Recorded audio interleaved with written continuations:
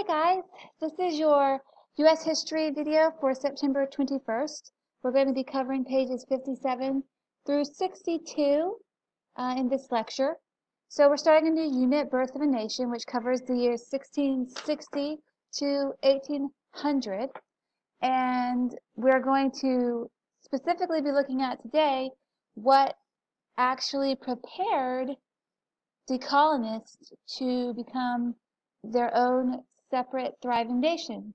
And there's two key factors that we're going to be looking at today and tomorrow. The first is the Great Awakening, and the second is the French and Indian War. And both of these had a huge effect on the colonists and helping them to start identifying themselves as American and not just British.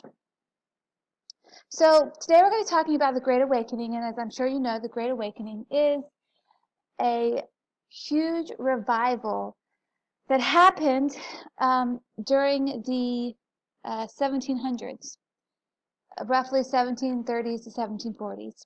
And one of the most famous of the preachers from the Great Awakening is Jonathan Edwards, and we'll be looking at him more closely, but there's a quote that your chapter on page 57 starts out with that I wanted us to highlight. So Jonathan Edwards writes, "And the work of conversion was carried on in a most astounding manner and increased more and more. Souls did, as it were, come by flocks to Jesus Christ." And Jonathan Edwards is better than anybody to be making a statement like this, because he actually is the one who first notices that a spiritual awakening is happening in the colonies. And that's thanks to God's Spirit moving across the people. But why does America need a Great Awakening? Wasn't America founded by people seeking religious freedom? Well, yes, many of the people who came to America were seeking religious freedom. But by the early 1700s, America was no longer just a small band of God-fearing settlers, but it had turned into this industrious society full of energy and potential. And there is a formality to religion, and there's not a relationship to religion. And we're going to look at a little bit more as to why that is in just a few minutes. So the Great Awakening is the result of the work of devout men who loved God, and the prayers of these men who loved God.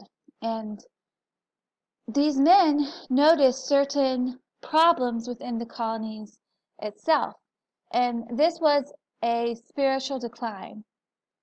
So by the 1700s, there was a cold, formalistic Christianity, and this had to do with the fact that most people claimed to be Christians, but very few of them had actually accepted him as their personal, accepted Jesus as their personal savior. Even ministers were spiritually lost. They went to college. These ministers went to college to be trained in the ministry, but they're lacking the most important part of ministry, and that's knowing Jesus. And this spiritual decline was particularly noticed in New England. And part of this had to do with something that was adopted in 1662. This is the Halfway Covenant. And basically, the Halfway Covenant overlooked an old rule that the Puritan churches had. So originally, to join the Puritan church, you had to give a testimony of your conversion experience. And the Puritan ministers in New England noticed that their congregations were getting smaller and smaller. And so to fix this problem, they decided to create a to adopt the Halfway Covenant, which basically says that descendants of church members could be admitted as members with full privileges, except for participation in communion. So they didn't have to give an example of their conversion experience. They just had to have a family member who had had a conversion experience. And as I'm sure you know, that is going to create a very empty, formalistic practice of Christianity. And that was a problem, not only in America, but in England as well. So both England and America desperately needed a move of God. They desperately needed to see his Spirit reviving hearts.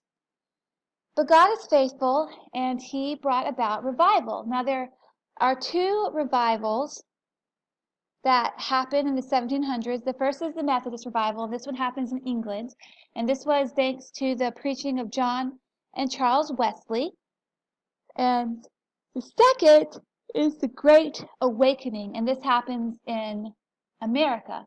Now, the Great Awakening doesn't just happen overnight. There are hints of revival in the colonies that would come in the 1720s.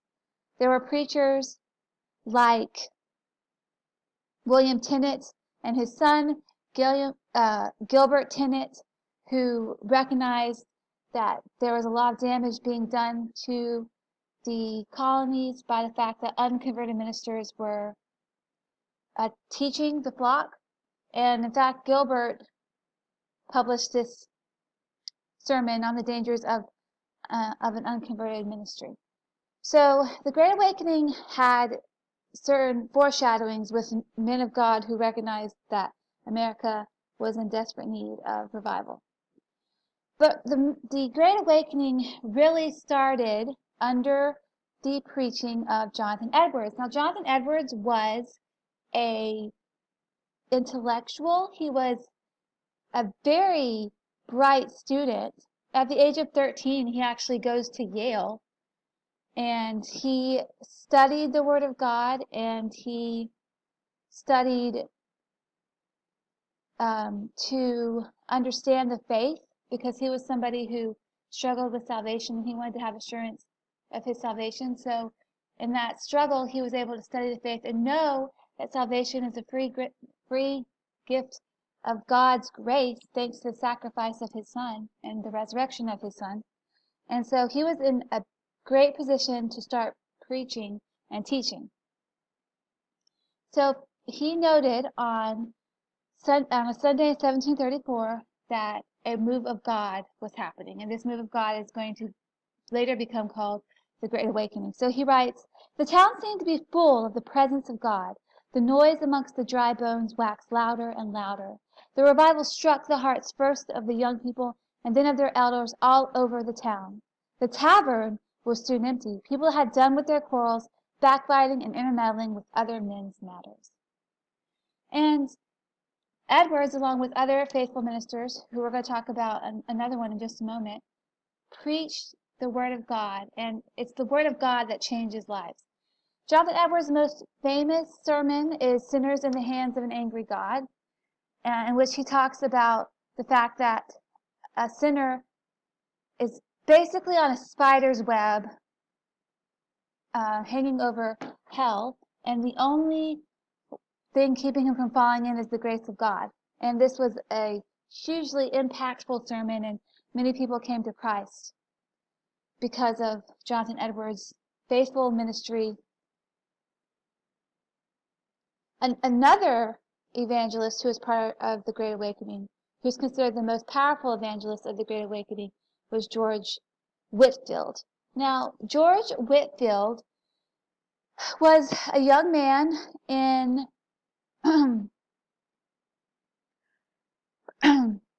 excuse me. George Whitfield was a young man when he started his search for God. He recognized that he needed God and that he had a terrible lack in his life, and he joined the Holy Club, which was something that John and Charles Wesley founded. And in the Holy Club, it was composed of students who were interested in personal religion. And George Whitfield tried asceticism, which is when you deny yourself everything that tastes good and you would only eat the worst food. And he began studying a lot of religious books to try and figure out how he could know that he was going to heaven. But as he studied, it became clearer and clearer to him that above all, the most important thing to know is the Holy Scriptures. And so he began to study the Scriptures, and God revealed to him the gift of salvation. So he began preaching at 23, he actually will take 7 trips to America. And when he took these trips to America, he would preach outdoors, just as he did in England. And his voice was so powerful that he could actually reach 20,000 people at a time. He was in the ministry for 34 years, and by his reckoning, he preached 18,000 sermons. Now, George Whitfield was a devout man, and because of that, God used him to bring about a great awakening in America. Now, there are several results to the Great Awakening. Obviously, the most important is changed lives. Obviously, when a revival happens, not everyone becomes a Christian, but a lot of people became Christians in America, and their lifestyles changed, and this changed the culture of America, and Christian morality began to take on a whole new meaning and influencing the culture.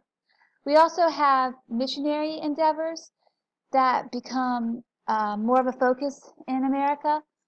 For example, we'll talk in just a few minutes about David Brainerd and a couple of others who, as a result of the Great Awakening, started to build the burden of reaching the lost people of different nations.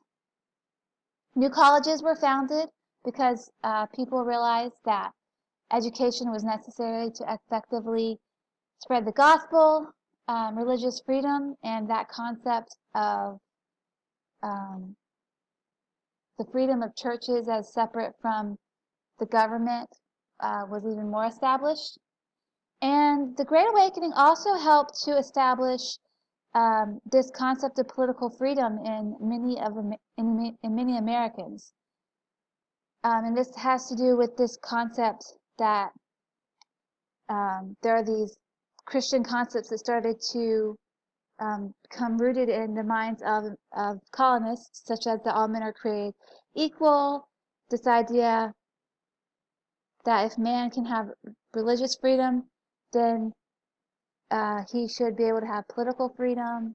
So all of that was the result of the Great Awakening. It's also important to note that the Great Awakening fostered a spirit of unity among the colonists,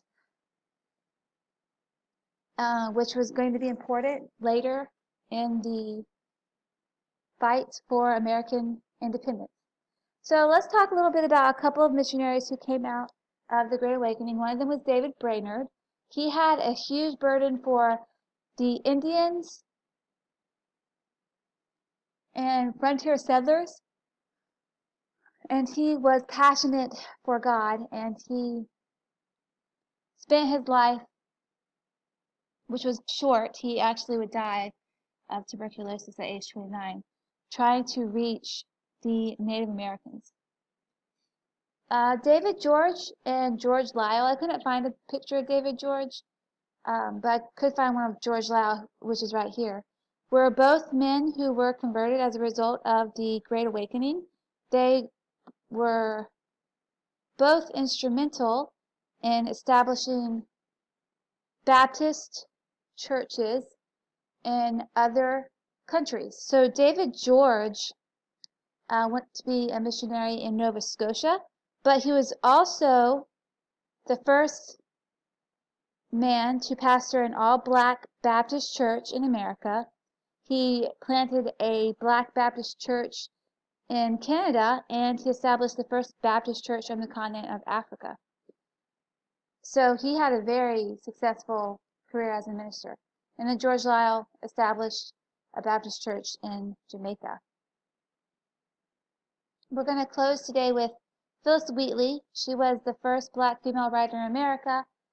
She published her first poem at 17, and if you look at her poetry, you can see the effects of the Great Awakening on who she was as a person. And she was incredibly thankful to know the gospel, and she recognized that if she had not been brought to America, she would never have known the gospel, and she was thankful for that because she knew that she was going to heaven. If you want to read more about her, she's on page 60 of your book. Thank you. Bye.